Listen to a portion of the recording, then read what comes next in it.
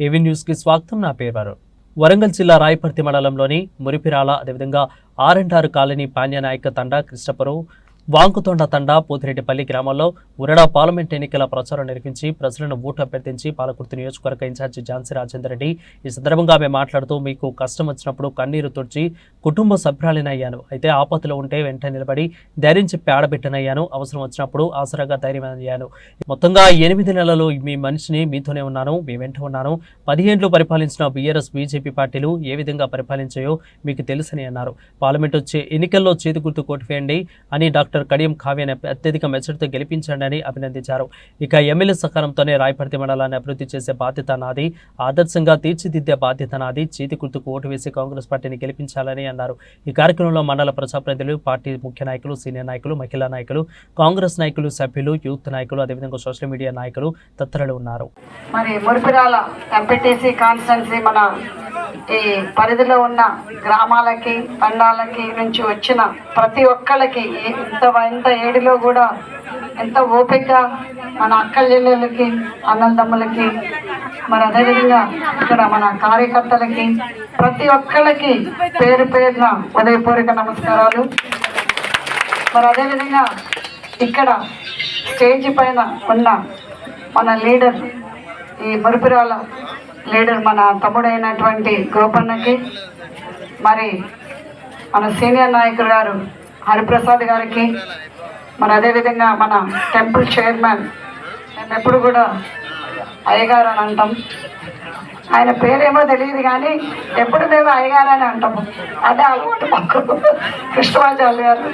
So మరి block president ఆయమా Naik and mandal president మన రవీందర్, అదేవిధంగా మన మురిపిరాల విలేజ్ ప్రెసిడెంట్ రాములు గారికి, రాజిరెడ్డి గారికి, మరి తండ పాండ్యనాయక తండ మాకు ఇక్కడ రావడానికి అవకాశము, అంటే ఇంత వ్యక్తిన మిమ్మల్ని కలిసే అవకాశం కుదరలేదు. అంటే ఈవెంట్లకైతే వచ్చిపోయినాం కానీ మిమ్మల్ని అందరినీ ఇట్లా ఇండివిజువల్గా కలిసే అవకాశం రాలేదు. బట్ ఈరోజు చాలా సంతోషంగా ఉంది మిమ్మల్ని అందరినీ ఇట్లా చూడటం, ఎంత హ్యాపీగా, ఎంత సంతోషంగా. మరి ఆ రోజు మీరందరూ కూడా కష్టపడి మన ఎమ్మెల్యే గారిని ఎంత పెద్ద మెజారిటీ తోటి గెలిపించడం వల్లనే మేము ఈరోజు ఇక్కడ మీ ముందు ఉండగలిగినాము. మరి మన ఎమ్మెల్యే గారిని మీరు ఒక స్ఫూర్తితోటి, ఒక కక్షతోటి, ఒక కష్టపడి మరి మా మేడంని, ఎమ్మెల్యే మేడంని గెలిపించాలని మీరందరూ కూడా గెలిపించుకోవడం జరిగింది. దానికి మీ అందరికి కూడా ఎప్పుడు మేము మా కుటుంబం తరఫున అందరం కూడా రుణపడి ఉంటాము. అదే రుణంతో మన రాజకీయాల్లోకి రావాలని మాకు ఏనాడు లేదు, మీ అందరికీ తెలుసు. 35 ఏళ్ల నుంచి మాకు స్వచ్ఛంగా సేవనే చేసుకుంటా ఉన్నాం. అదే మాకు రాజకీయాల్లో అవకాశం ఎన్నోసార్లు వచ్చింది, అయినా కానీ ఏనాడు కూడా ఒక రాజకీయాల్లో ద్వారా మీకు స్వచ్ఛంగా సేవ చేయాలని ఏనాడు అనుకోలేదు. ఎందుకంటే మేము ఆల్రెడీ స్వచ్ఛంగా సేవ చేస్తున్నాం కాబట్టి. మరి తప్పని పరిస్థితుల్లో మన 23 ఎలక్షన్స్లో, అంటే 2023 ఎలక్షన్స్లో, పోయినసారి ఎలక్షన్స్లో రావాల్సి వచ్చింది.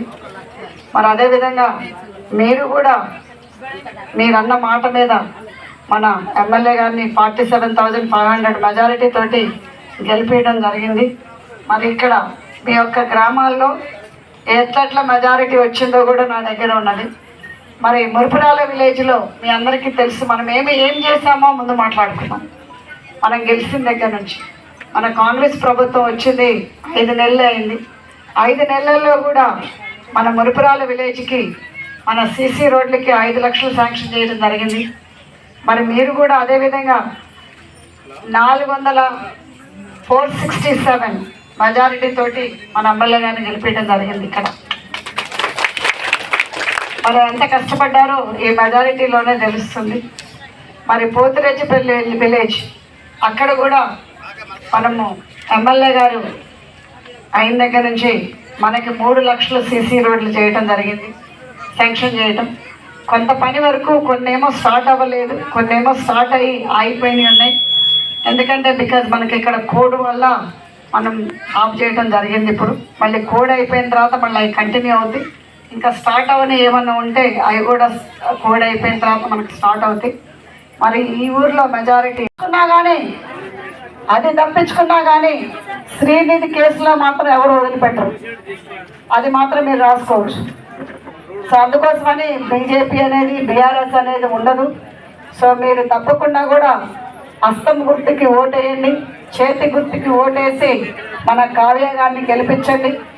మరి ఇందాక హరిప్రసాద్ గారు చెప్పినట్టు మొన్న సీఎం దగ్గరికి పోవడం జరిగింది.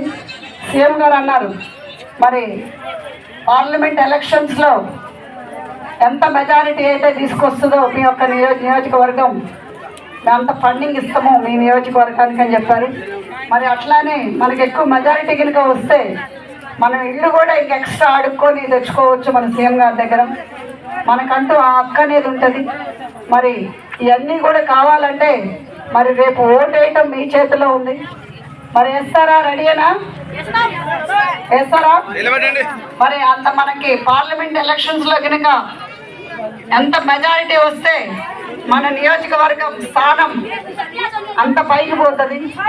మరి అది పోవాలంటే మీరందరూ చేతి గుర్తుకి ఓటేసి మన కావ్య గారిని మెజారిటీ తోటి గెలిపించాలని కోరుకుంటూ, ఏ సమస్యలు ఉన్నా కానీ మర్చిపోకండి, ఏ సమస్యలు ఉన్నా కానీ మేమున్నాం అనేది మర్చిపోకండి.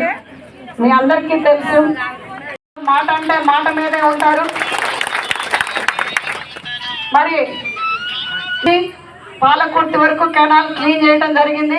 దానివల్ల మీ అందరి పొలాలకు కూడా ఎంత ఉపయోగపడ్డదో కూడా మీ అందరికీ తెలుసు. వరి పంటలు వండిపోకుండా ఉన్నాయి టయానికి. సో అదేవిధంగా మన గవర్నమెంట్ నుంచి కానీ మన ఎమ్మెల్యే గారు ఫండ్స్ తీసుకొచ్చి పని చేస్తారు. మరి స్వచ్ఛంద సేవ తరఫున నేను చేస్తా అని మీకు ఇప్పుడు మాటిస్తున్నాను. మరి ఇంకేమున్నా కానీ తప్పకుండా మీ యొక్క విలేజ్లోకి వచ్చి తప్పకుండా చేస్తాం. మరి ఇప్పుడు మనకి కాంగ్రెస్ ప్రభుత్వం ఇచ్చింది కూడా మనం మాట్లాడుకోవాలి. మీరందరూ కూడా ఇబ్బంది మాట్లాడుతున్నారు ఎక్కడికి పోయినా కానీ. మరి ఇప్పుడు ఇచ్చింది కూడా ఏమన్నా చెప్పాలి కదమ్మా, అవునా కదా? మరి ఇప్పుడు కాంగ్రెస్ ప్రభుత్వం వచ్చిన తర్వాత మనకేమొచ్చింది చెప్పండి. కాంగ్రెస్ ప్రభుత్వం వచ్చిన తర్వాత 100 రోజుల్లోనే